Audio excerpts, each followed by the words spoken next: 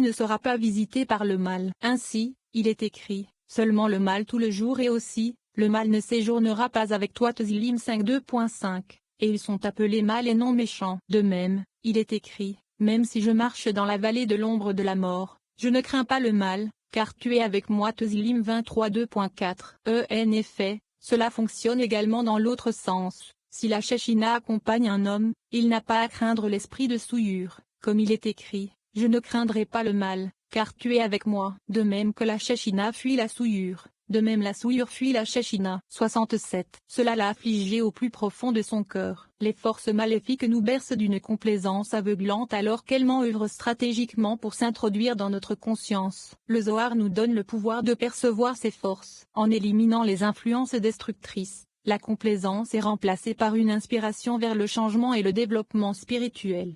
399. Et Hachem regretta d'avoir créé l'homme sur la terre, et cela l'affligea jusqu'à son cœur. Bereshit 6:2.6. Rabbi Ozi a dit à propos de ce verset, malheur à ceux qui tirent l'iniquité avec des cordes sans valeur, et pêchent comme avec une corde de charrette. Yeshaïa 5:18. Ceux qui tirent l'iniquité sont les hommes qui pêchent chaque jour devant le Saint, béni soit-il, et ils considèrent leurs péchés comme des cordes sans valeur car ils pensent que les actions qu'ils commettent et leurs iniquités sont sans conséquence et que le Saint, béni soit-il, ne les regarde pas. Ils transforment ainsi tous leurs péchés en un seul grand et puissant péché comme la corde du chariot qui est forte et épaisse et ne peut être détruite. 400. Venez et voyez, lorsque le Saint, béni soit-il, exécute le jugement sur les méchants du monde, même s'ils transgressent devant lui et le mettent en colère toute la journée, il n'a toujours pas le désir de les détruire. Et lorsqu'il examine leurs actes, il est consolé par le fait qu'ils sont son œuvre et qu'il a de la patience avec eux dans ce monde. 401. Et parce qu'ils sont l'œuvre de ses mains, il est consolé, leur donne du répit, et a pitié d'eux. Et quand il veut exécuter le jugement, il est attristé, pour ainsi dire, parce qu'ils sont l'œuvre de ses mains et qu'il en est affligé, comme il est écrit, et on ne lui apporta pas non plus de table. Daniel 6:19. 402. Il est écrit, l'honneur et la majesté sont devant lui, la force et la joie à sa place. Teilim 96:6. Rabbi Ozi a dit, venez et regardez, il est écrit, et cela l'affligea jusqu'à son cœur, indiquant qu'il était affligé jusqu'à son cœur, et non dans un autre endroit. Les mots son cœur fonctionnent ici de la même manière que dans le verset selon ce qui est dans mon cœur et dans mon désir. Shmuel 2h35. Rabbi Tchak dit que les mots Hachem regretta sont similaires à et Hachem regretta le mal qu'il avait dit qu'il ferait à son peuple. Shemot 32:2.14. Ainsi, le verset et Hachem regretta d'avoir fait l'homme nous apprend qu'il ne voulait pas les punir, et que lorsque le moment est venu d'exécuter le jugement, il était attristé jusqu'au cœur.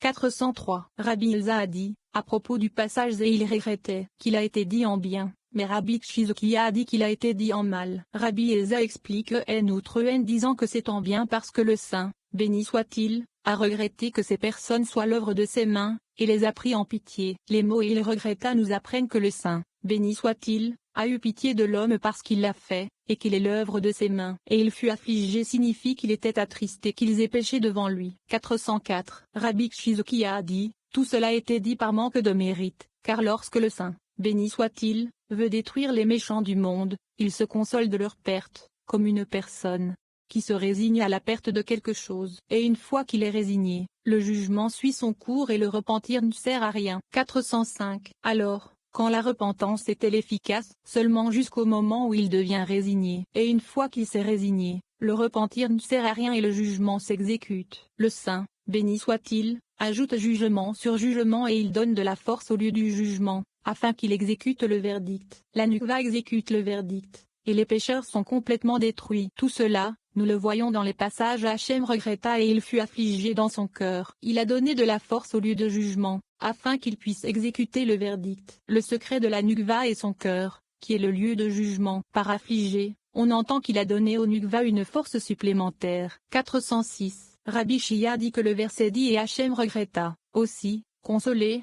d'avoir fait l'homme, parce qu'il reçut consolation et joie. Lorsque le Saint, béni soit-il, a créé l'homme sur la terre, il était à l'image du ciel. Les anges du ciel louèrent le Saint, béni soit-il, et lorsqu'ils virent sa forme céleste, ils dirent, tu l'as fait légèrement inférieur à Elohim et tu l'as couronné de gloire et d'honneur. Teilim 8, 6.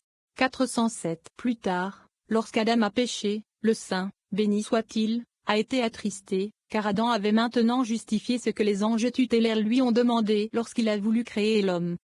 Qu'est-ce que cet homme pour que tu te souviennes de lui et le Fils de l'homme pour que tu le visites Tezillim 8:2.5. Par conséquent, le verset Hachem regretta signifie qu'il a été réconforté par les anges, qu'il s'est réjoui avant le péché et qu'il s'est affligé après le péché. 408. Rabbi Yehuda dit qu'il était affligé jusqu'au cœur parce qu'il devait exécuter un jugement sur eux, comme il est écrit, alors qu'il sortait devant l'armée. Louez Hachem car sa miséricorde est éternelle. Divrei Hayamim 20h21. Rabbi Tchak a demandé pourquoi il n'était pas écrit « Louez Hachem car il est bon ». Il répondit « Parce qu'il détruisait l'œuvre de ses mains pour le bien d'Israël ». 409.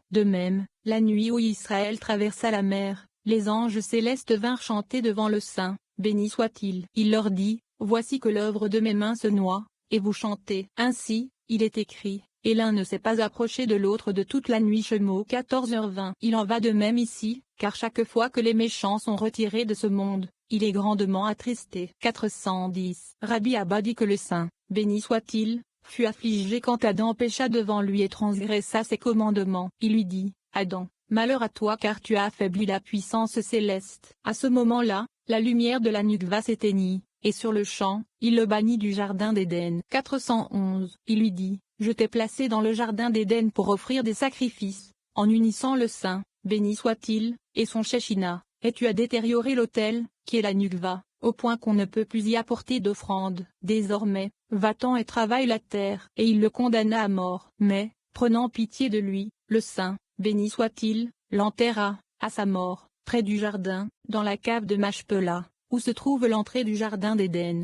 412. Adam a fait une grotte, la cave de Machpelah, et lui et sa femme s'y sont cachés. Comment a-t-il su qu'il fallait choisir cet endroit? Parce qu'il a vu un faible rayon de lumière émanant du jardin d'Éden qui arrivait jusqu'à la grotte. Son désir s'est éveillé pour être enterré là, près de l'entrée du jardin d'Éden. 413. Venez et regardez. Personne ne quitte ce monde sans voir Adam. Adam lui demande pour quelle raison il a quitté ce monde et comment son âme est partie. Chacun répond, malheur à toi, car c'est à cause de toi que j'ai dû mourir, car c'est par conséquence du péché de l'arbre de la connaissance que la mort a été décrétée sur le monde. Adam répond alors, mon fils, j'ai transgressé un commandement, et j'ai été puni à cause de cela. Mais regarde-toi, combien de péchés et combien de transgressions des préceptes de ton maître as-tu commis? 414. Le rabbin Shia dit que jusqu'à ce jour, Adam continue à faire face aux ancêtres et à confesser ses péchés 2 fois par jour. Il leur montre l'endroit même du jardin d'Éden, où il résidait dans la gloire céleste avant de pécher. Il va aussi et regarde tous les pieux et les justes parmi ses descendants, qui ont hérité de la gloire surnaturelle qu'il avait dans le jardin d'Éden avant de pécher. Les patriarches louent et disent, que ta bonté est précieuse, Hachem. Les enfants de l'homme, Adam, se réfugient à l'ombre de tes ailes. Teilim 36:2.8.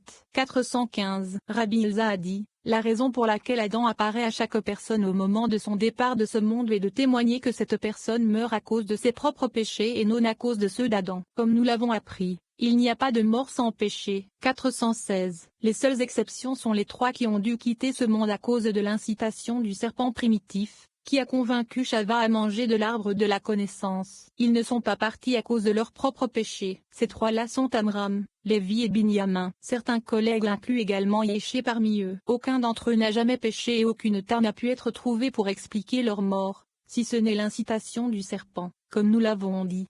417. Venez et regardez, toutes les générations contemporaines de Noé ont commis leurs péchés ouvertement, aux yeux de tous. Rabbi Shimon se promenait un jour près des portes de Teveria, Tibériade, où il vit des hommes qui tiraient des flèches serrées dans leurs arcs et les lançaient sur des pots en terre cuite. Cela signifie qu'ils gaspillaient leurs semences vin et au grand jour. Il dit, pourquoi commettent-ils ce péché ouvertement, sinon pour provoquer la colère de leur maître? Il les regarda fixement et ils furent jetés à la mer et se noyèrent. 418. Venez et voyez, tout péché commis publiquement repousse la Shechina de la terre et l'amène à retirer sa résidence du monde. Ceux de la génération du déluge marchaient avec des filles, la tête haute, sans honte. Ils péchèrent ouvertement et repoussèrent la Shechina du monde jusqu'à ce que le Saint, béni soit-il, soit repoussé par eux et les retire de société anonyme prosens. Comme il est écrit, ôtez l'impureté de l'argent et il en sortira un vase pour le forgeron. Ôtez les méchants de la présence du roi et son trône sera établi dans la justice. Michelet 25 2.45. 68. Mon esprit ne luttera pas avec l'homme. Notre monde est le miroir du monde supérieur. Les actions réalisées dans ce monde physique déclenchent des forces spirituelles dans les mondes supérieurs. La lecture de cette section nous donne la capacité d'influencer et d'affecter positivement le monde supérieur de manière à ce que nos vies en bénéficient.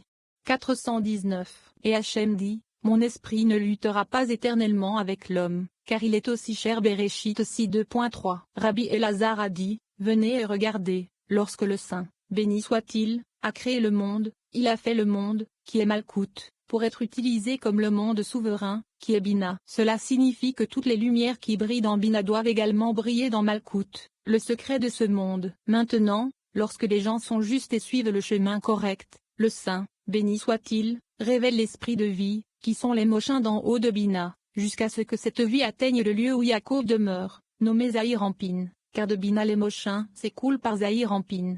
420. De là, la vie s'écoule jusqu'à ce que l'esprit de vie atteigne ce monde, le Nukva, l'endroit où le roi David réside. Par conséquent, toutes les bénédictions s'écoulent vers tous les habitants des mondes inférieurs, Ambria, Yetzira et Azia. Cet esprit surnaturel se répand vers le bas, permettant aux mondes inférieurs de maintenir leur existence. 421. Ainsi, il est écrit, sa bonté, chasse d'eau, est éternelle. Chasse d'eau s'écrit avec un vav. Le monde du roi David, à savoir la Nukva, est nourri par le vav, qui lui donne vie. C'est pourquoi il est écrit, mon esprit ne traînera pas avec l'homme pour toujours, Léolam, sans le vav, parce que lorsque cet esprit est attiré dans le monde, les bénédictions et la vie sont libérées de lui pour soutenir tout le monde. Pourtant, dans la génération du déluge, lorsque les gens ont péché en attirant la lumière d'en haut vers le bas, en désorganisant la colonne centrale et en s'attachant à la colonne de gauche, tout a quitté ce monde. Ainsi, l'esprit de la vie a cessé d'affluer dans ce monde pour le plaisir et la subsistance des êtres inférieurs. C'est pourquoi pour toujours a été écrit sans vav,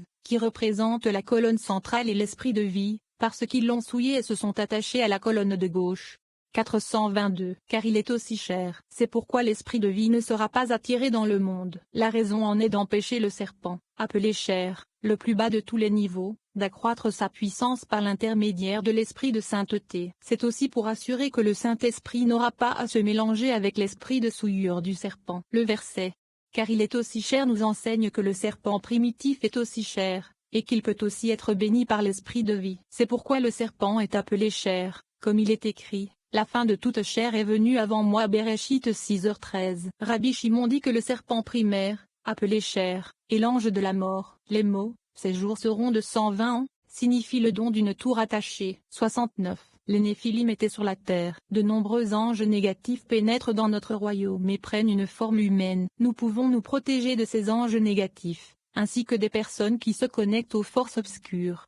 423. Les Néphilim étaient sur la terre. Béréchit 6 2.4. Rabbi Ozi a enseigné que ceux qui étaient appelés Néphilim étaient Asa et Azaël et comme nous l'avons appris, ils ont été appelés ainsi parce que le Saint, béni soit-il, les a fait tomber, pile, de la sainteté supérieure. Comment, demandez-vous, peuvent-ils subsister dans ce monde? Rabbi Shia répond qu'ils font partie de ceux que l'on appelle les oiseaux qui volent sur la terre. Béréchit 2.20. Et ceux-ci, comme nous l'avons dit, apparaissent aux hommes sous la forme d'êtres humains. Et comment, me direz-vous, se transforment-ils de la forme d'un ange à celle d'un être humain? Comme nous l'avons appris, ils peuvent se transformer en toutes sortes de formes, et lorsqu'ils descendent dans ce monde, ils se revêtent des vêtements de l'atmosphère terrestre et prennent une forme humaine.